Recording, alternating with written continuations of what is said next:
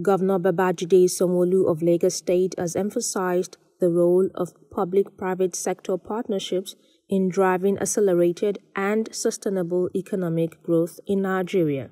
He made the remark at the Nigerian Economic Summit Group (NESG) public lecture and Founders Forum held at the Lagos Business School.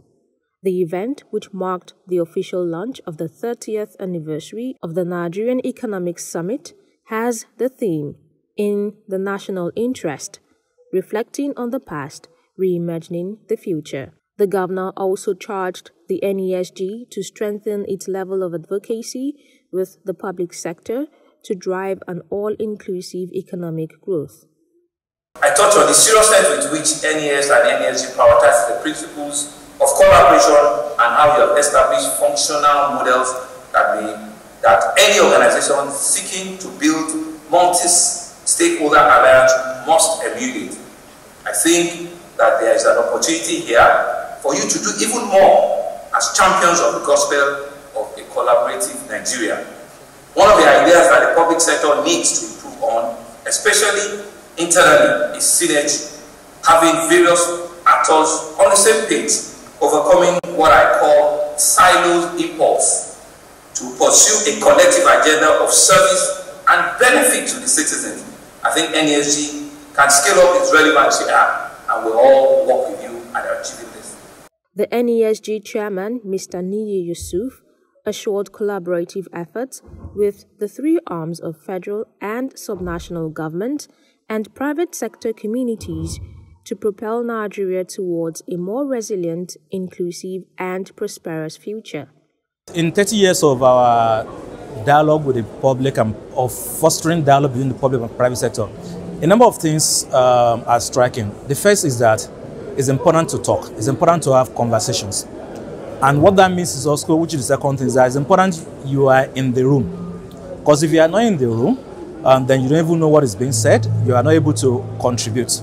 And I think the way the NESG does its own advocacy has made us to be available in the room, has made us to be able to foster that communication. I think the third thing, beyond fostering dialogue, being in the room, the third thing is really about patience. It takes time to get people to understand, to also get them to commit, and to make necessary changes. It takes time.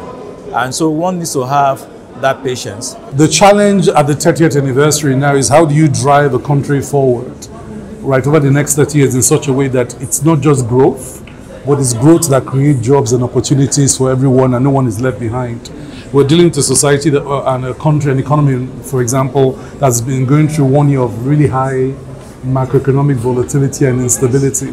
And so the lessons here today was deep reflections about what should change in our approach, a stronger priority on execution, a deeper commitment on accountability and transparency of government and governance systems to deliver, a deeper sense of checking how economic barometers impact the ordinary man on the street.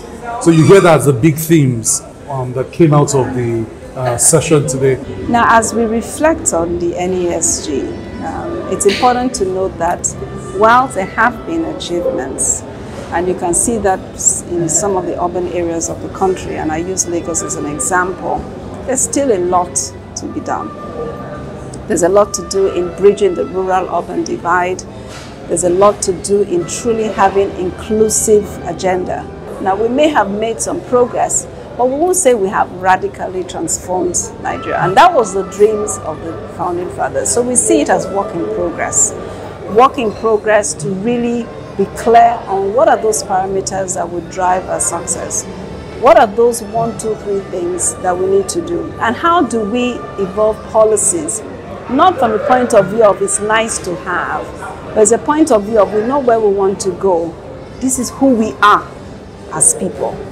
During the event, the Policy Innovation Center, an initiative of the NESG, launched its Purple Book, an advocacy tool to catalyze innovation and measurable progress towards advancing a gender-inclusive society.